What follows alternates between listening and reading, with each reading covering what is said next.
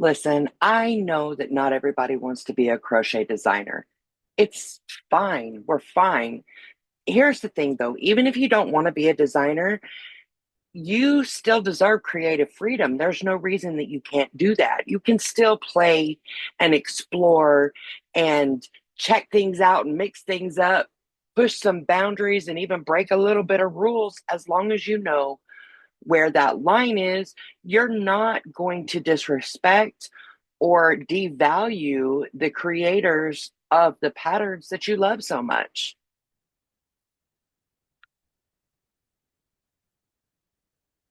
Honestly, the key is just knowing where that ethical line is. And we're going to talk about that today.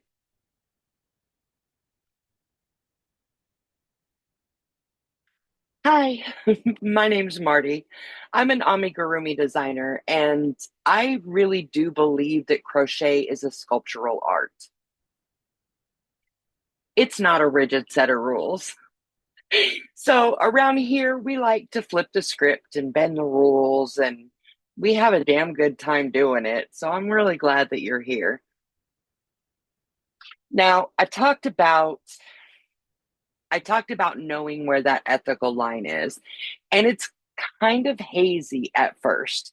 We are, I guess, how do I say, trained or led to believe that patterns are like they're like gold, right? You follow the pattern exactly as it is, and this is what you're going to get. And that's cool if that's what you want. But what if your style is a little bit different? What if in your mind, you see different changes that could make that pattern even better for you? You can definitely do those things. You can mix, you can match, you can take two or three patterns and put them together to create something that's completely different without disrespecting those designers. So let me tell you, let me tell you a story. That ethical line, and I actually did a video about it a while ago. That ethical line was kind of blurred for me. I Let me show you. My very first design. It was the first time that I decided to go all out and play. Now, everybody that has been around for a while knows that the flying pig it's like the logo of this place. I hold the flying pig very deep in my heart for numerous reasons I might get into in another video. But there was a pattern that I found. It was a tutorial here on YouTube, and the pig was so stinking cute. But I wanted to switch it up because I didn't like the positioning of the pig. Really, I just liked the face. So I decided I was going to change some stuff. And then I found another pattern with the wings that I liked. So I put them together. This is the prototype for my angel piggy. Okay. The face belonged to one pattern, the wings belonged to another pattern, and the body is mine. I just kind of, it's a blob. It's fine. We're fine. It's a blob. The point is that while there was nothing wrong with me doing this, I wouldn't feel comfortable selling the pattern. Does that make sense? Because it's not totally and completely mine. I'm taking some pieces and parts. Now, I don't have a problem saying I don't remember where I found the wings. Do you see what I'm saying? But as long as you give the credit to that designer, it's it's okay. That's really all a designer wants. They want credit for what they've done. We work hard as designers, we work hard. It takes hours and hours and hours and multiple, I call this a prototype, multiple times that we have to make something in order to create a viable pattern that people can follow. So that's why it's so important to respect designers, but also giving them credit for the parts of their pattern that you did use. That's really all anybody wants. That's that's enough. When I first started crocheting, which amazingly enough was not that long ago. I started crocheting in November of 2022. And I've always been the go big or go home kind of girl. I always throw myself in the deep end. um, but I really thought that if I didn't follow a pattern or a tutorial exactly like it was stated, that I was somehow, well, disrespecting them, or I was gonna mess it up, like completely and totally mess it up because I didn't really know what I was doing. And I hadn't really considered the fact that crochet is an art form. It really truly is. Nobody has a patent or a copyright on the individual stitches, the single crochet, the double crochet, triple crochet, slip stitch, all of that. It's the combination and the way that you use them and how you incorporate them into the pattern that belongs to you or to the designer. So I was a little bit nervous. A, okay, I was a lot nervous at first to try something different. And at, I didn't think that I had a right to. When I decided to make my angel piggy, I might as well just go ahead and tell you. My granddaughter was born in 2018. I've always collected pigs. I don't know why. They're so freaking cute and I love them. But when she was born in 2018, I called her Piggy because close to my heart. That was my piggy pig. I loved that girl so, so deeply. And when she passed away in 2019, she became my angel piggy. I'm not trying to get emotional. Here's the thing. When I decided that I was going to deviate from the pattern, I deviated from the pattern because I wanted something that would consistently, all the time, remind me of my angel piggy. Always. Um, and I have it. Is it something that I'm going to make money off of? No, no, it's not. But that's not the purpose.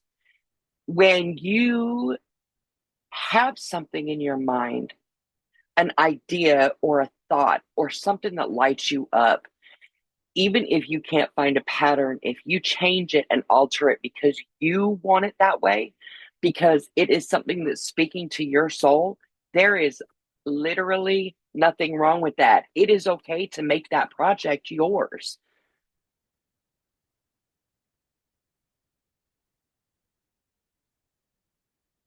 I think the I think the thing is, and even when I was creating the Angel Piggy, I didn't consider myself a designer because designers are, well, they're other people, right? They're people who, I don't know, people who had a plan, who actually set out to do something. Um, I was just somebody who really loved to crochet. And I had something in my mind that it was kind of like an internal kind of conflict. It took me a while to overcome it because that mindset of I'm not a designer or I have to be a designer in order to do a project the way that I want a project, not necessarily the way that the pattern says it should be. That mindset really kept me stuck. Um, the truth is, I wasn't scared of the stitches. I was kind of scared of screwing up. I didn't want to change anything because I was scared I was going to ruin it. But I really felt like I don't know, it kind of felt like I was doing something wrong. Like, I don't know how else to put it. Let me know in the comments if you have ever experienced that. Like, if you wanted to do something different, with a particular pattern, or maybe even wanted to mix and match them, but felt like it was wrong somehow, let me know in the description if you've ever felt like that, because that guilt is, it's real. That guilt is something else, I'm telling you. Um, I don't know, it kind of felt like the crochet police were going to come knocking on my door or something. But honestly, when I created this, yes, it was for my angel baby. And I love it. I will love it forever. I will probably never finish it. I pinned it together and I will probably never finish it. But I did this. This taught me a lot about myself. It helped me decide that, maybe even though I'm not a designer at the time, I didn't consider myself a designer, but it was fun to play. It was fun to experiment. As adults, I think that we are taught that experimenting is bad, that we should just go with the flow and do what people tell us to do. But it stifles creativity.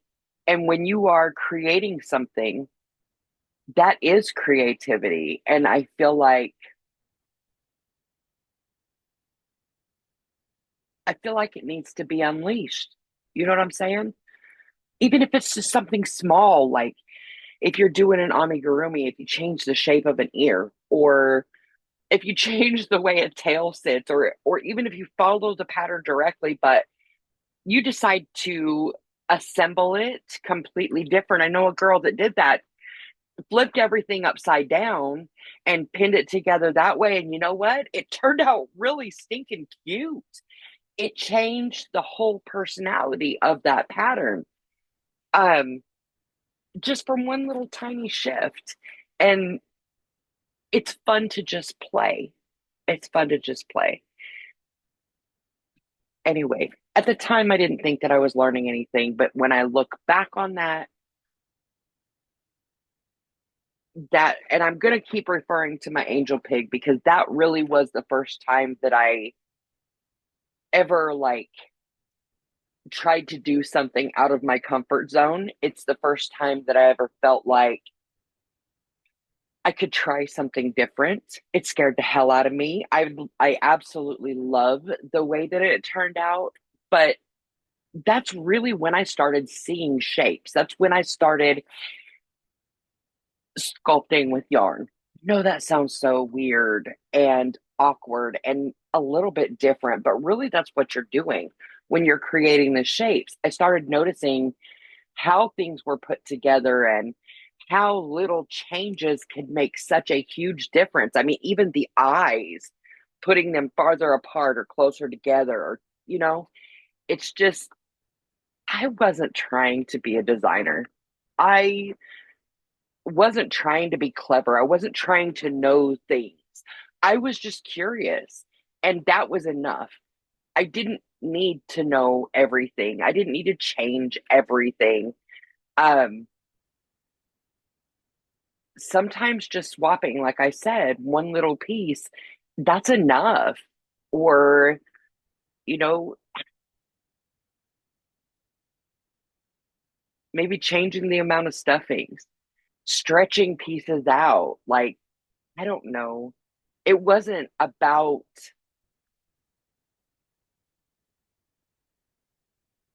it was just about making something mine. And that's even just a little bit. And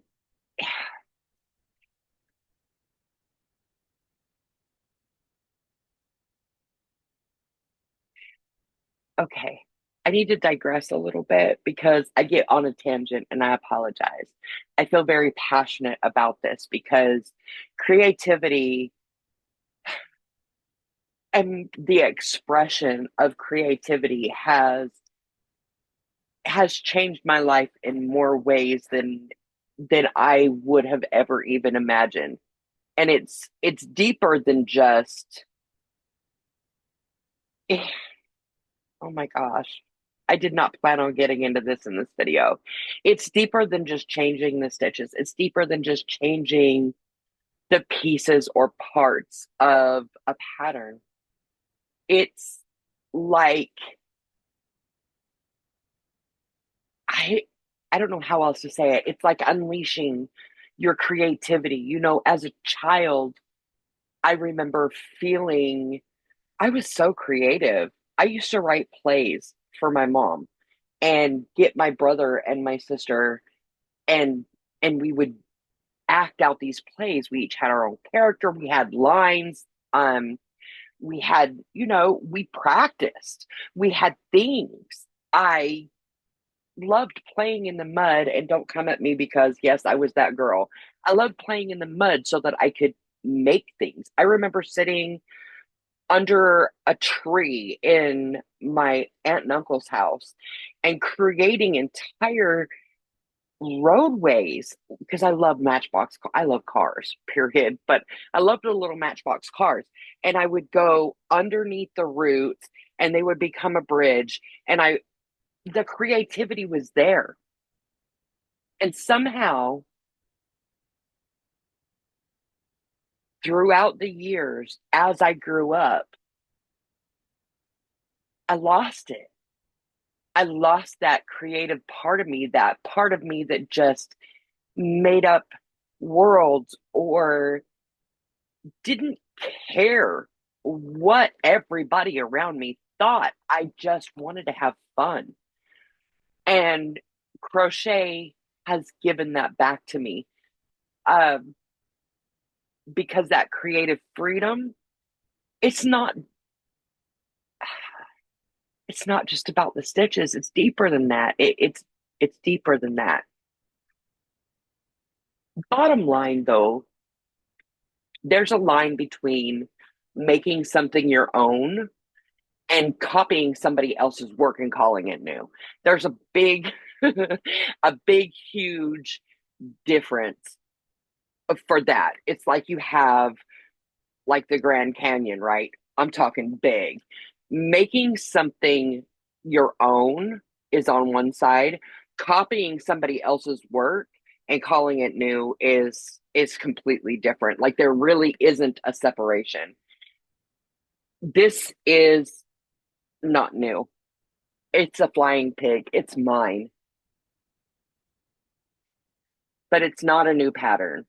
It's a combination of patterns that other people worked really, really hard to create. I just mixed and matched them and put them together in a way that worked for me. So here's how I think about it in a nutshell.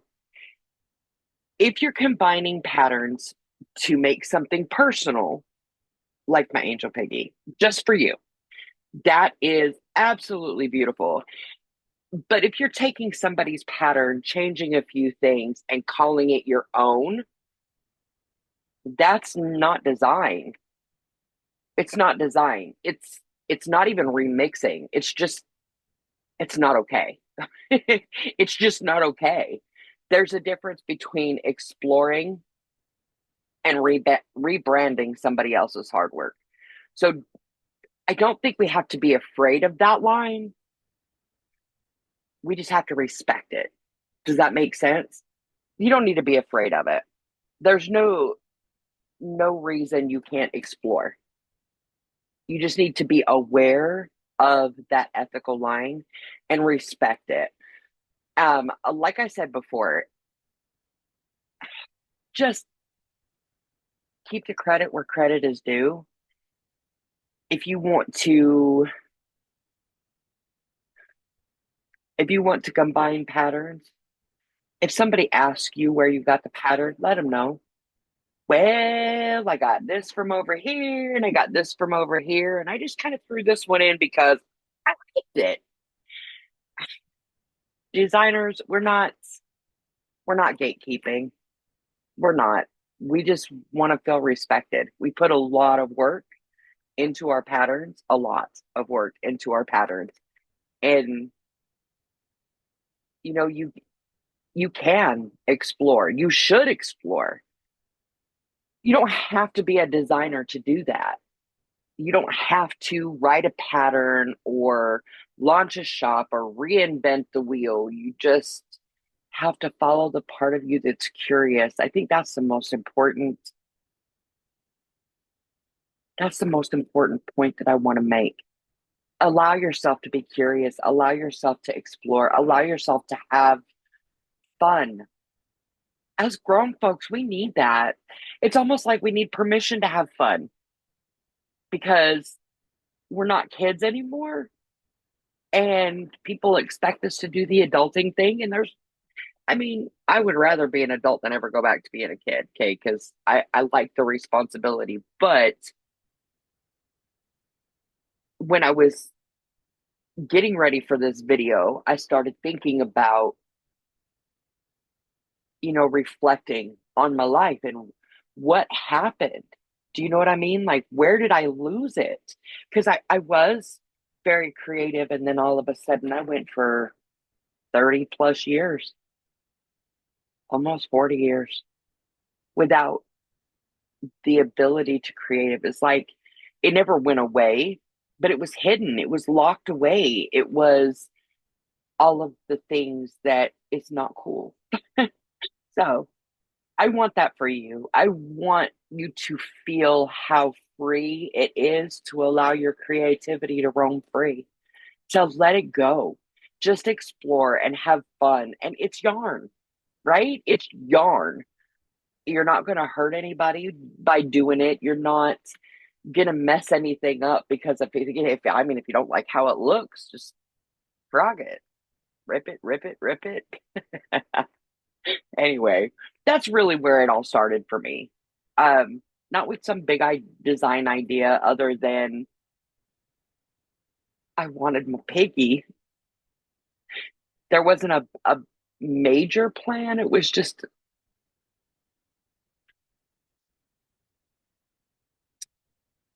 anyway, this one project didn't make me a designer. Um, but it did make me, ooh, it was perfect for me. It was enough. I needed to give myself permission. And you can do that too. You can totally, yeah, if you need a permission slip, this is it. You got it. You have the permission slip to explore. You don't need to publish it. You don't need to explain it other than giving credit where credit is due. You don't need to make it perfect as long as it's perfect for you. So if you've ever wanted to change something in a pattern just to make it feel more like you, it's not wrong. It's not crossing a line. It's just creativity, and you deserve that. If you have ever done that, changed something, combined patterns, shifted it up a little bit, I would love, love, love to hear about it. What did you change? What did it feel like when you did it? Like, I would love to hear about that because you don't have to be a designer to make something yours. Don't have to do that.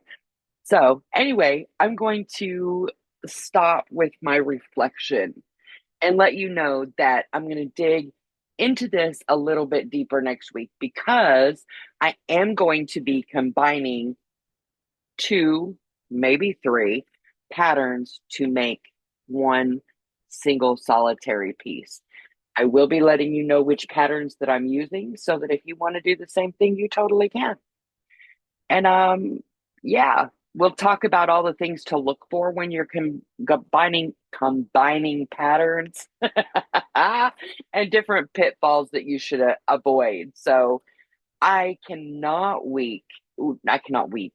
I cannot wait to see you next week. And again, if this hit home, let me know in the comments. Let's talk about it. It's a blossom thing. Either way, I'll see you next week. Bye now.